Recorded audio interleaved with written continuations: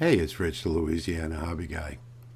I'm still recovering from the flu this week. It's a long process, but I had to get some clocks made. I was backed up on that.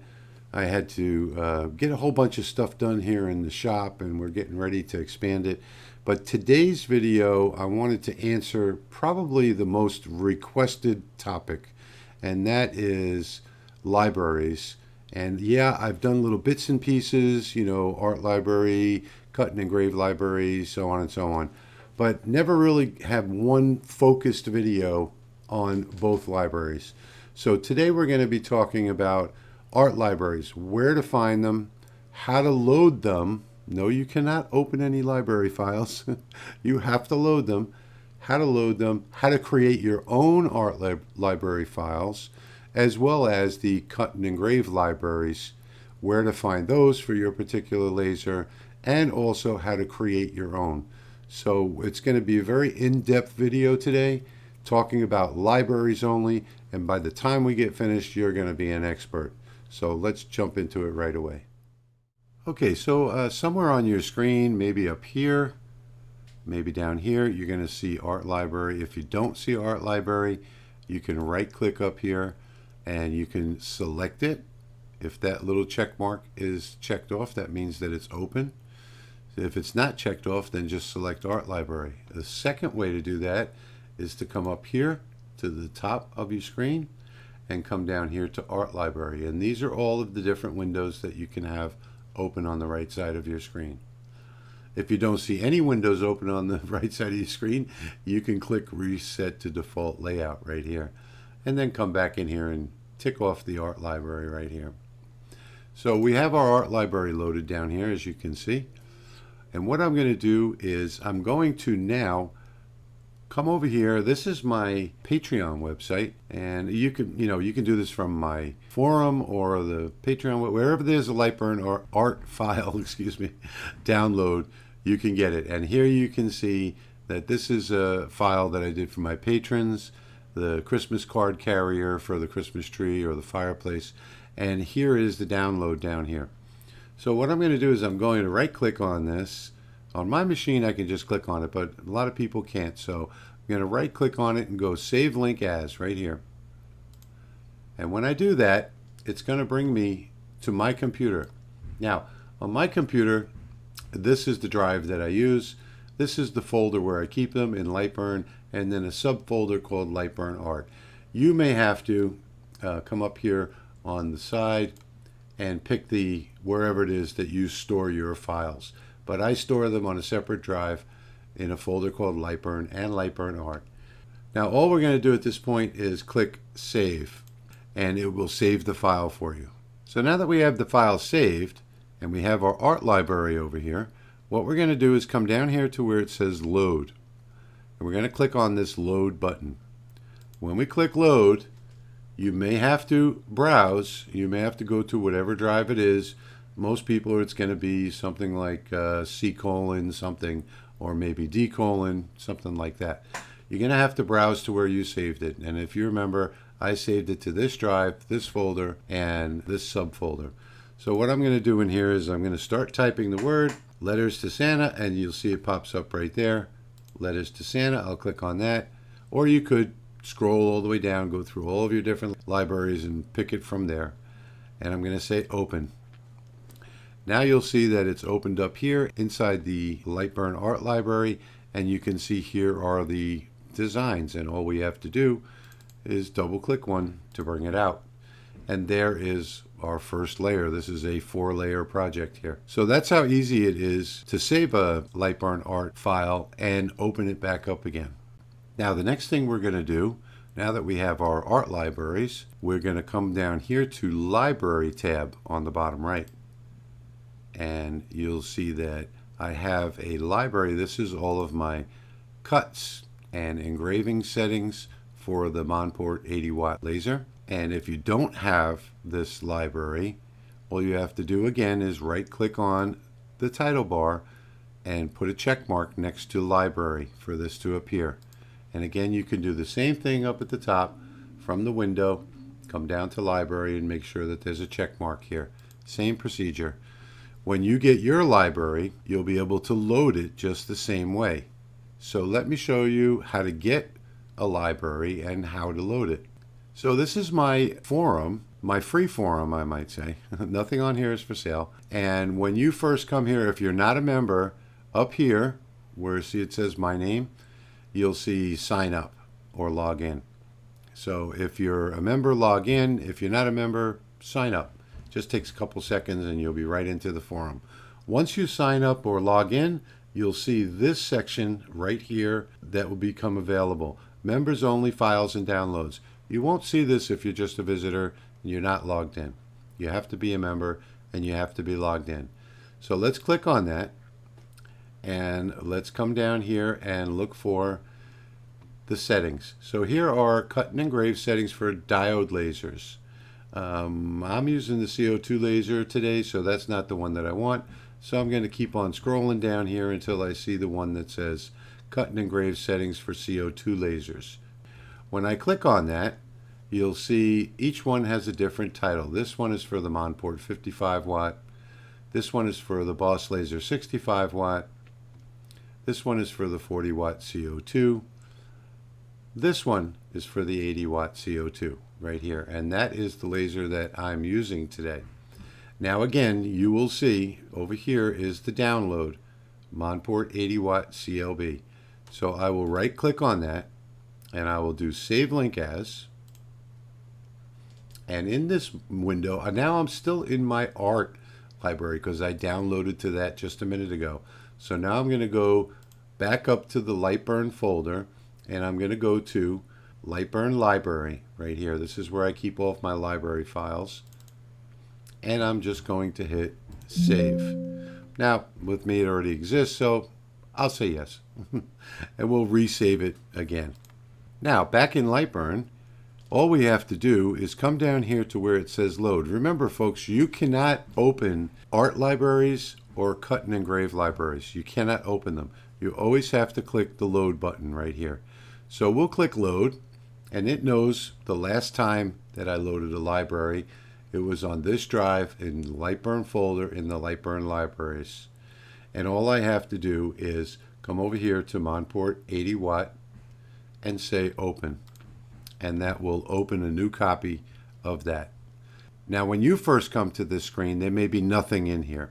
Don't worry about that. That doesn't matter. You're just going to click the load button and you're going to pick the appropriate library. And that's just how simple it is to load a cut and engrave library. And now you can see I have all of my settings for cutting and engraving for anything. When you see no thickness, that's where the engraving setting would be. And if I click on that, you'll see it gives me the actual settings and I can apply them to a layer. If I had something like this, put it on the black layer and I wanted to engrave, I would just click on the black layer first, click on the engrave setting, and then click assign to layer, and you saw that that changed. If I wanted this to be a cut, and let me switch to millimeters here real quick. So let's say I had 4 millimeter wood and I wanted it to be a cut, I would select the layer, select cut, 4 millimeter, and click assign and watch what happens up here. And you'll see that that just assigned it to the layer. So that's just how easy it is to use the library tab. Okay, moving on to creating your own libraries. Let's start with the art library. Up in the top here, I'm going to come over here to import. I'm not going to go to open. Open would open a Lightburn file. I'm going to come here to the import icon. I'm going to click import and I'll select the file and open that. Now I have a file selected. Let's say that this is a customer and you want to save your work without saving Lightburn files. You just want to save logos. What we're going to do here is we're going to come down here on the Art Library tab.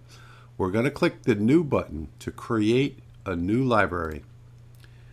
We're going to come up to the drive, go to the folder that contains Lightburn, go to the folder that is labeled Art, and we're going to give it a name. We'll just call it Customer 1 and hit save. Now we have a new library here called Customer 1. All we have to do is click on the graphic, Click down here on the bottom where it says Import Graphic from Project. Give it a name. We'll call this one COA for coat of arms. Say OK. Now it is in our library permanently. It will always be there in this library. And any time in the future that you need to use it, you can just double click it and bring it back out. So that's how simple it is to create a library. You can create as many libraries as you want simply by clicking the new button, going to your library folder, giving it a new name. I suggest that you name them all by your customers or the types of work that you do. Now you can do anything. You can bring anything in here. You can bring in images. You can bring in vectors. Doesn't matter what it is. You just have to say import from project. We'll just call this one 2. And you see that it imported that square. So doesn't matter what you bring in. It could even be text. For those of you that use the same type of text over and over, you could import that text, give it a name, say OK. And there it is, permanently. So that's just how easy it is to create an art library. And you can bring in any type of files that you want. Now let's talk about a cut library. So same thing we're going to do down here on the bottom right. We're going to click New. Now this one is slightly more complicated than the art library, but it's still very easy. Let's bring this out. This is an image. We're going to come to the library. We're going to select the image. We're going to come up here to the top where it says image right here. Now you notice everything's grayed out. When we select it, this button lights up. Create new from layer. So let's go ahead and create new from layer. And we're going to give this a material name. So let's say that we're working with wood. We'll just put wood in there. And it is no thickness. So no thickness means we're going to title this engrave like that. And then you can put a subtitle in here for the description. And I might put something like light engrave, something like that, and say OK. Now you'll see we have the new category wood with the engrave and a light engraving. And that took the numbers from up here. So you'll want to make sure that you check your numbers up here before you start with the new, creating a new from the layer. Now I know that that's wrong. 25 speed and 85 power on my CO2 is going to burn this up. So now if it's wrong, I can just double click it and I can change my speed. So I would change this to 300 speed and maybe, 60 power maximum, 20 power minimum because I'm using grayscale. And now with all of my settings, if my DPI is right, if all of these are right, I say OK. And now it's just saved those settings. And if you watch up here, if I select this layer, select this, and assign it, watch the numbers change.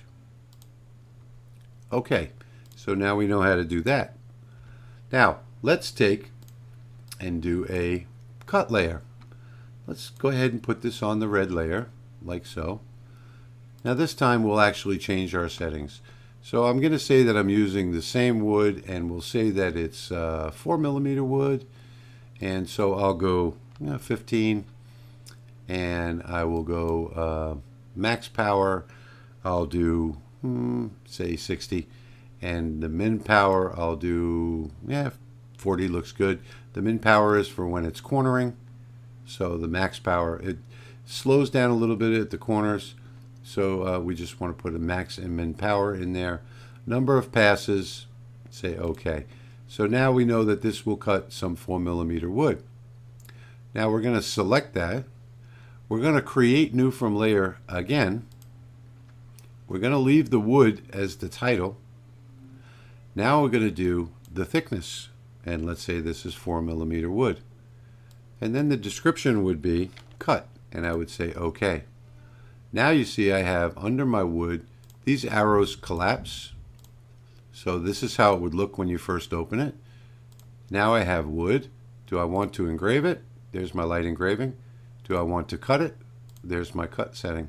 And all I have to do is click Assign to Layer, and that would go directly to that layer. Okay, so now let's say we have a new category and we don't want, we're done with the wood. And we've already filled out all of our different wood ones, but now we need a new category. Okay, so all we're going to do is come over here, and let's say we're going to create acrylic. So here's our square. We're going to use it to cut. It's in line mode. Let's take our speed, and we can use any numbers here. Let's say our speed is 15, our power is 25, and our min power is 15. Something like that. Doesn't really matter. Whatever your speeds and powers are. Let's go ahead and set them in the layer like that. And then we can select this now. Now we've run our test card. We know that this speed and power is going to cut this acrylic. And we're going to say that it's 4mm acrylic. We're going to select it. We're going to do right here where it says create new from layer. We're going to name it acrylic. It'll always remember the last name that you did. So we're going to name this one acrylic. We're going to put here in the millimeters 4mm, and we're going to call this cut. So now we have a completely new category here, called 4mm wood and cut. And if we double click this, you can see that it has all of the settings that we just made on this vector out here. Now let's say that we wanted to engrave this. Okay, well that's pretty easy. All we would need to do is change this from line to fill, and that's how most people are going to engrave. Or actually, to make this easier so that it's easier to understand, let's go ahead and bring out a cartoon just so that you can see what's going on here. And let's put this into fill mode. So that is now in fill mode. We'll come back to the library. We're going to select this graphic. We're going to create a new one. Now let's set our settings. I'm sorry. So let's say that our settings on this are going to be 250 speed. This is going to be whatever your settings are going to be. So I'm just going to do some sample settings here.